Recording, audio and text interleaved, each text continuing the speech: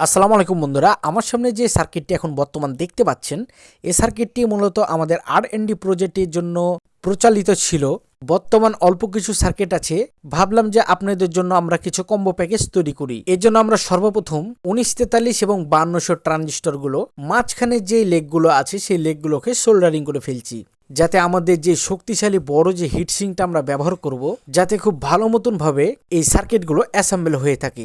আরও একটি জিনিস ভেবে নিন, আমরা মূলত যে সার্কিটগুলো এখন বর্তমান তৈরি করছি এবং এই সার্কিটগুলো যখন আমরা টেস্টিং করে থাকি, পূর্ণাঙ্গ ভিডিওগুলো আপনারা যখন দেখেন তখন বিভিন্ন জনা বিভিন্ন রকম কমেন্ট করতে থাকেন যে এই সার্কিটগুলোর দাম কিসের জন্য বলা হয় না। ভাই, একটা কথা কি, যে সব রকমের প্রশ্নগুলোর উত্তর কমেন্টে দেওয়া যায় না। সব রকমের প্রশ্নের উত্তর যদি কমেন্টে দেওয়া যেত, বড় বড় যে এই কোম্পানিগুলো আছে বুস্ট করে তারা সেল পোস্ট করে, সেখানেও তারা কোনো রকমের রিয়াক্ট দেয় না। আমরা প্রত্যেকটা কমেন্টের আপনাদেরকে উত্তর দেওয়ার চেষ্টা করি এবং আপনাদের মাঝে ভিডিওগুলো শেয়ার করে থাকি, যাতে আপনারা বুঝতে পারেন যে আমরা কিভাবে করে সার্কিটগুলো তৈরি করি। এই জন্য মূলত পার্ট বাই পার্ট ভিডিওগুলো দেওয়ার চেষ্টা করি।